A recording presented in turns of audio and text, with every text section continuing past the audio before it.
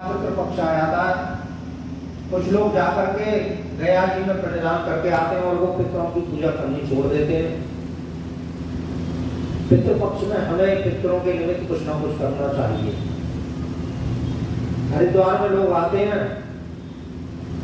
अपने पितरों के निमित्त करने के लिए अस्थियां लेकर के आते हैं और वो प्रवाहित करके चले जाते हैं कि भाई हम तो वहाँ उस संस्था से जुड़े हुए हैं, हम वहाँ जाकर के कराएंगे अपने पितरों के निमित्त।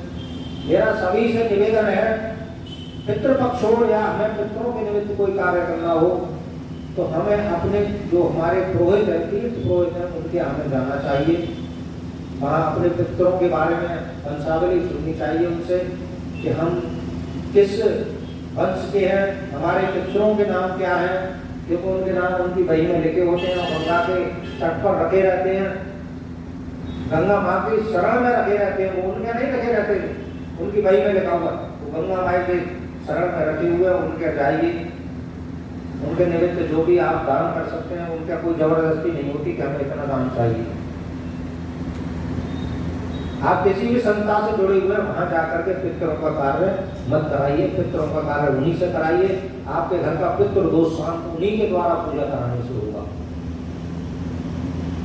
कुछ लोग चले जाते हैं किसी संस्था में कि वहाँ 180 रुपये का ये ले देते हैं, 100 रुपये पंडित जी ले देते हैं, पितृ पूजा करा देते हैं।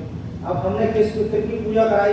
हम अपने पिताजी का नाम जानते होंगे, सभी जानते हैं, बाबा का नाम जानते होंगे, पर बाबा का नाम बहुत से लोग नहीं जानते, उनके पिताजी का नाम नहीं जानते होंगे। यहाँ पर जो तीर्थ पुरोहित हैं उनके पास में 400 साल पुराने नाम उनके यहाँ रखे हुए हैं, पितरों के नाम रखे हुए हैं हमारे यहाँ और आपके।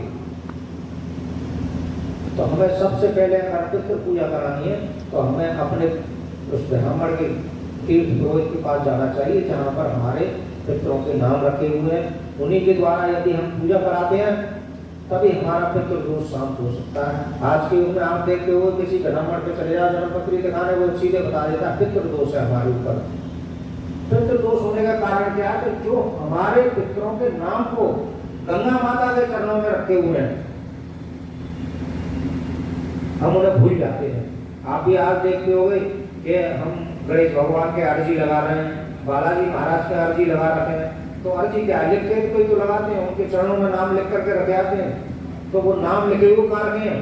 गंगा माई के चरणों में। किसके लिए रखे हैं? उन्हें मुक्ति प्रदान हो। मुक्ति प्रदान कौन करता है?